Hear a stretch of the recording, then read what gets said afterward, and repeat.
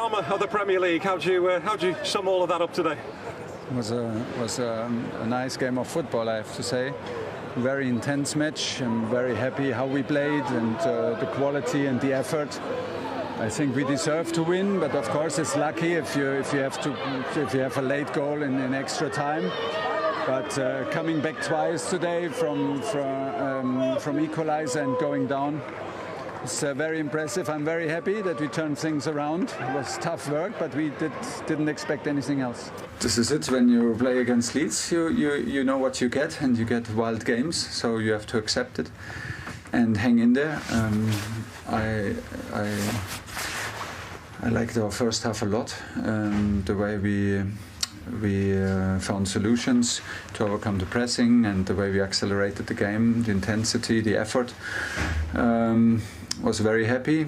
Okay, the result was the result. We gave a bit of cheap penalty away and had to live with it. Yeah, Leeds played stronger and stronger, and they were like they were taking the risk because they had absolutely nothing to lose. Es muy difícil empeorar a un equipo como Chelsea. It's very difficult to make a team like Chelsea play worse. Y es muy difícil atacar a un equipo como este. And it's also very difficult to attack a team like this. Y creo que de alguna manera las dos cosas las conseguimos. And I think in some way we managed to achieve both things. When I came on, as I come on, I always just try and impact the game, and the manager just told me to just get on it and just do it. And then when I seen it coming in, my eyes sort of lit up, and then when it went in, I almost didn't know what to do, didn't know how to react, but yeah, as you say, it was a special moment. You were right at the heart of a couple of key moments as well with the penalties. What were your thoughts on both? Thoughts on both. For me, in my feeling, like they always touch first my leg, and then the ball or whatever whatsoever. And for me, it's two penalties. But at the end of the day, the referee, they checked it. So at the end of the day, that's why we have VAR. So. No, at the end of the day, we have match of the day. Dramatic late win for Chelsea, and that man there, Antonio Rudiger, he was kind of ever present in the game, wasn't he? Involved in all sorts of different ways, both defensively and obviously winning the two penalties. Gary's a real driving force for Chelsea. I love watching him play. I was an aggressive defender myself, but I think this guy takes it to another level. Another level from you? Oh, well, no, I mean that. By the way. He drives. When he gets the ball, he likes to run forward wherever can. The fans love him there because he makes things happen. This time he gets a corner, driving forward. Don't forget he's a left-hand side central defender. You wouldn't believe it. He takes charge. Here he is again. Yeah, he can clip a ball wide when necessary and create things. And defensively, he's so aggressive. I mean, he just shuts the door. So aggressive, strong, and he really leads from the back. Really outstanding player. Here he is finding himself now. He wants to get forward, and he just draws the challenge for Fofana. Really stupid challenge. Rafinha really is a poor challenge, and there I think he knows exactly what he's doing. He shows him the ball, he goes down, of course he takes him out. And here, really late in the game, again, it's click, a really silly challenge. I don't know what he's thinking there. No, I mean, it's crazy. It's just daft. But he's a nuisance to play against, and he's been outstanding for them.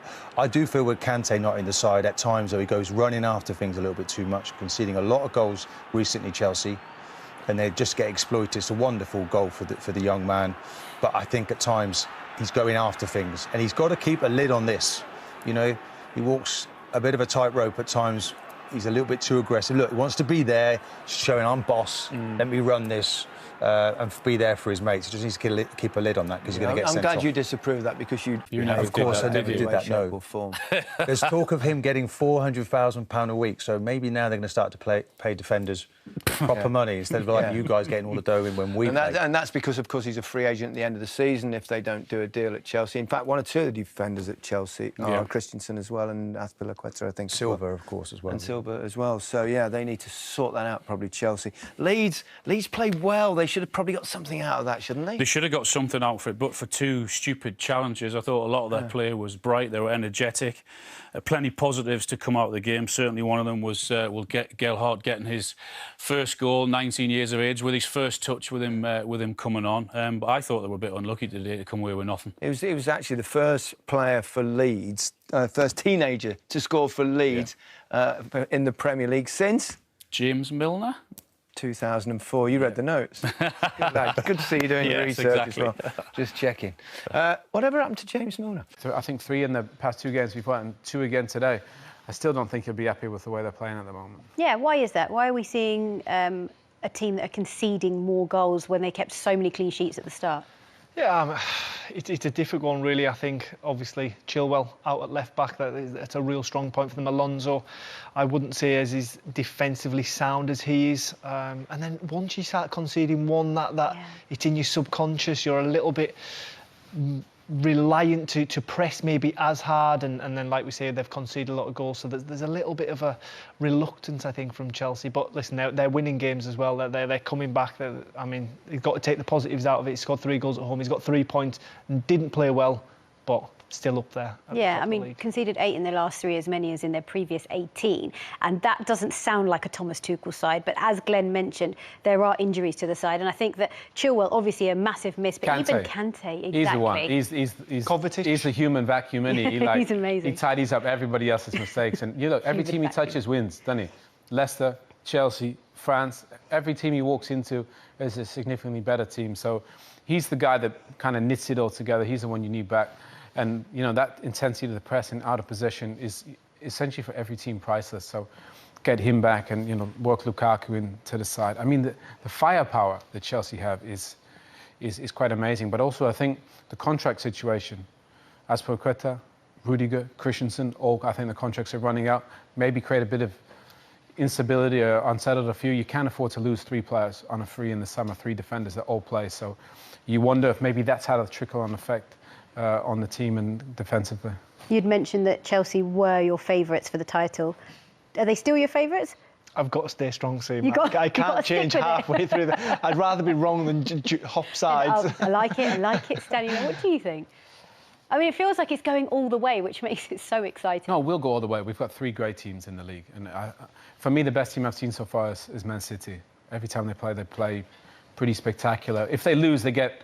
You know, they concede an unlucky goal or they get a red card like they did. I think it was against Palace. But other than that, when they play beautiful. I think Liverpool are back to their best. And Chelsea, they've had a little bit of wobble. So I think they'll come out of it. But I think they're the 3 great teams. And then it's kind of the best of the rest after that. Well, let's actually look back at the game and look at the couple of penalty incidents that Rudiger was actually involved in on both occasions, Glenn. Yeah, I think Owen summed this up perfectly. I mean, I think both of us as ex-pros, we relished that challenge and we thought it was a brilliant challenge. But in the modern-day game, it's just about a penalty. He gets all the ball. Yeah, I mean... The ref was right on it, to be fair. He saw it. You could give a corner, you know, so... it's a brilliant penalty, isn't it? Do you like it? Yeah. Like his style? No. I don't like the style, no. But the end product was perfect. I mean, twice it was perfect, but yeah, I'm not a big fan of the skip. And then this one's very soft in added time to get that penalty. I mean, Leeds' hearts must be broken to see this rerun of this penalty. This is the best angle there. I mean, I suppose Klich does have a kick out and he doesn't get the ball, and that is a penalty, I suppose. Reluctantly, I say that. And then we see Jorginho keeping his cool. Like we say, extra time, that little hop, skip and a jump and tucking it into the other side of the goal. And that takes real character to be able to step up and do that for your team. Yeah, he can absolutely do that very well, can't he? What about Leeds United? I think they're proof of the fact that, second season in the Premier League is a tough one. I mean, they've been without key players like Calvin Phillips and Bamford. But what have you made of their campaign so far? Well, first of all, they have one of the best players outside of the Big Four in the whole Premier League in Rafinha. I mean, he is superstar, really. He's so good, he's probably going to nick a move. Somebody's going to take him in the top 4. I'm almost certain of that. Bamford's a huge miss for them. I think also the goals he scores are important, but I think he starts to press for them, the intensity of that. But I said, like Dan James, and they got Harrison, you know, Rafinha, Bamford, there's some really good players there. But I think you're right, Seema. I think teams have figured them out. The fact they commit so many bodies forward and they attack in so many numbers. I mean, they either win playing fabulous or they get absolutely smashed to bits and concede too many goals. So I think teams have figured that out and figured out how to play against them, and they've struggled a bit this season. And then you look at their run that's coming up. Manchester City, Arsenal, Liverpool, Villa, Burnley and then West Ham. That is a very tough run. That's a very, very tough run for the form that Leeds are in, and I mean the first three. Oh, that's not a good lead into Christmas, is it? But listen, this is why we love the Premier League, because on paper you could tick games off like that, but it probably won't happen in that fashion. That they'll probably get 2 or 3 points out of those first, and then more out of the. This is why we love the Premier League, because we never know what's going to happen. But Leeds maybe were a surprise package last season. They play a brand of football that's very unorthodox, so to speak, and maybe Owen's right, they have been rumbled this second season.